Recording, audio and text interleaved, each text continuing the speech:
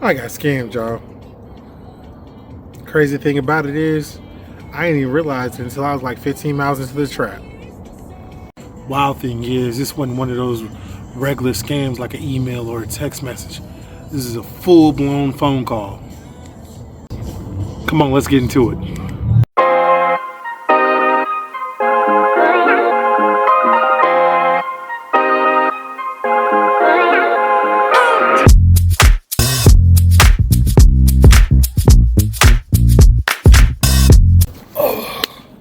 So let's get into it, man.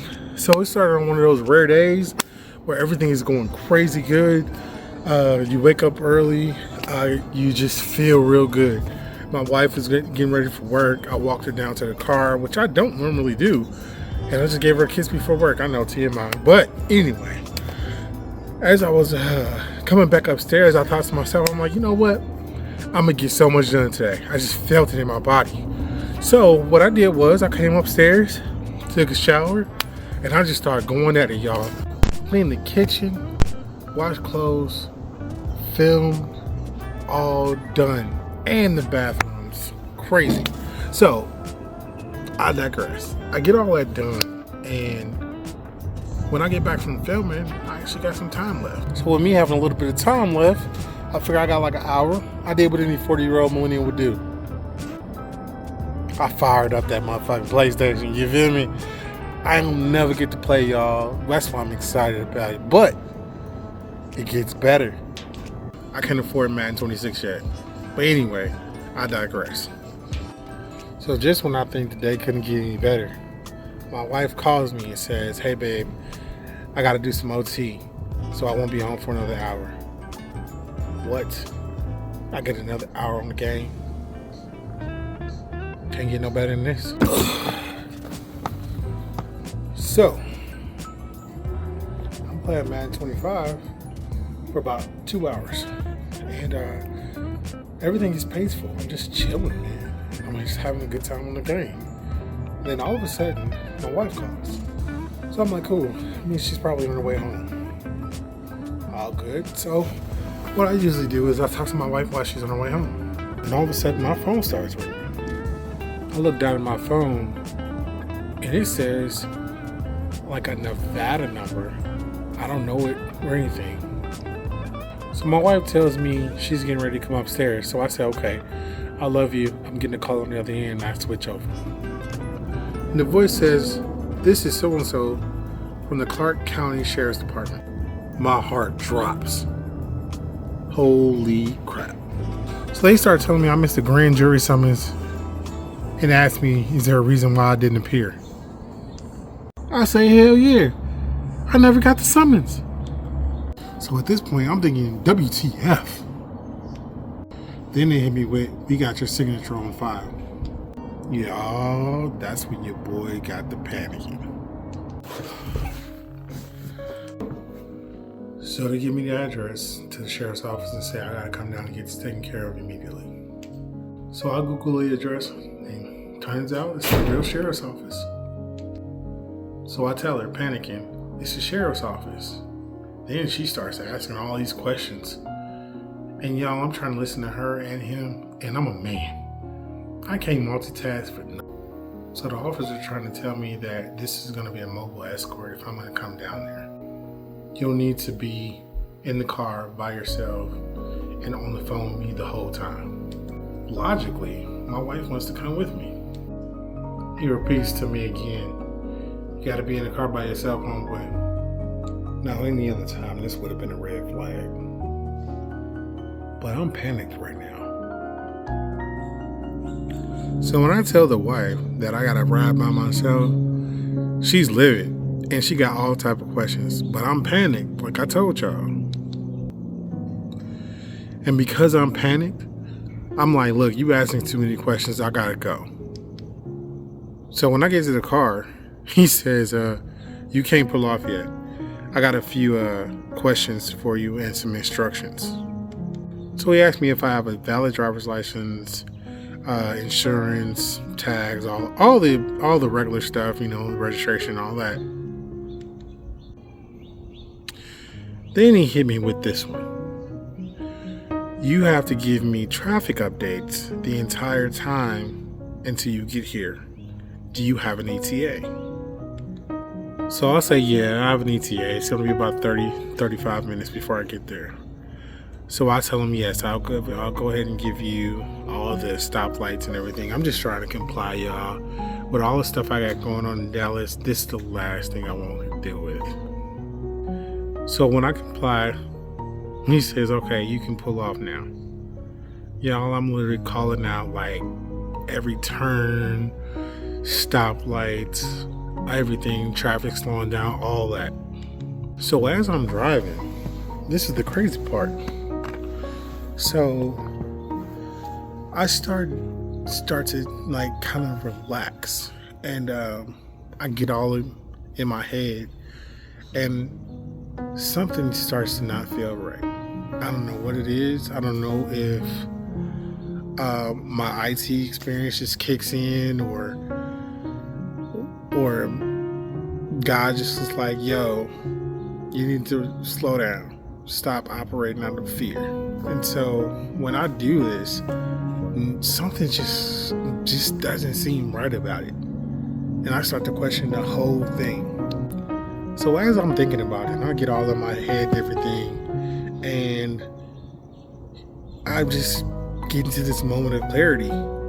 He yells out, Mr. Mathis, I just want you to know that my superior officer just sent you a text message with some documents. And we need to go over that stuff. So when you get a chance, go ahead and pull over so you can take a look at that. I said, well, it's going to be a minute, man. I'm on the highway.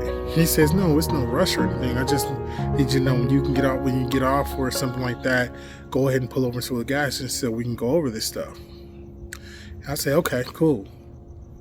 But remember, I've calmed down now. So after the officer tells me about the text message, my phone starts going off like crazy, texting, calling, and I look at my dash and it's my wife.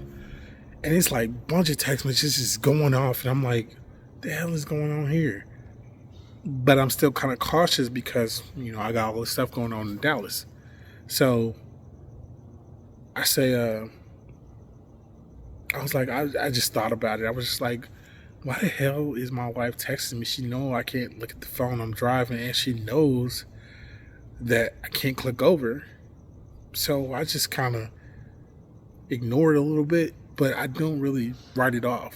It's just like everything is like hitting me. I'm slowly coming to that moment of clarity that this ain't, none of this is right. So just as I think about that, I'm like, hold up. My wife is trying to tell me something. So when I get to a stoplight, when I get off the expressway, I get to a stoplight, and I'm like, I don't care what's going on. This don't make no sense. I grab my phone and I open it. This is what I see. When I see that it's a scam, the first thing that goes through my mind is, I need to call her. But luckily she calls me. And at this point, I don't care nothing about this officer. I just tell him, hold on. And I click over to my wife. When I click over, the first thing she says before I can even say hello, she says, it's a scam, it's a scam, it's a scam. And I say, okay. How you know though? She tells me, I just called the real sheriff's office. They said if somebody calls you saying that you missed a summons, it's a scam. I said, I'll tell you what. Okay, cool. Call him right now while I'm on the phone. So she calls him. She puts it on the three-way. And so the first thing on the IVR, y'all, is if someone calls you and says that you've missed a summons for jury duty, it's a scam. My head went through the roof. I'm so damn mad right now. I could like choke somebody. And as he's going off on me, I just click over and merge him in with the call with my wife. And while he's going off, my wife says, sir. Now he realized it ain't just me and we've already talked to the county clerk's office, he just hangs up. So at this point, I just gotta pull over. I'll pull over, and I'm thinking, I am 15 miles from home, and I just wasted 15 miles worth of gas. I drive a Jeep Cherokee, y'all. Grand Cherokee at that. I get pretty good gas miles, but with gas prices the way they are right now, I'm hot. To be honest with you, telling you this story right now lets me know that I still ain't over it. And this happened a couple days ago. But at that time, I thought to myself, and I'm thinking right now, I'm so grateful for my wife because she really saved me on this one. And I don't know what would have happened if I'd have went all the way through with it, but I mean, I'm pretty sure I had in my mind that I'm actually going to go into the sheriff's office. I don't know if I was going to read those papers or not, but the fact that my wife knew enough to call me and look it up and make the calls and have that woman's intuition that something ain't right, I couldn't be more blessed about this situation. So I'm telling you this story because when I started this channel, I said I would give you the ups, the downs, the setbacks, and everything. And this was definitely a setback. This day would have otherwise been perfect if it had not been for that. So, lesson learned, calm down, stop operating out of fear. So I learned my lesson, y'all. Never operate out of fear again. I want to thank y'all if y'all stayed around to the end. I ask y'all if this helps you in any way. Don't forget to like and subscribe. Second thing, I got a real dope video coming out, so stay tuned. Don't just subscribe. Go ahead and hit that bell like so you see all the stories. I'm Lorenzo. This is Press Record. Peace.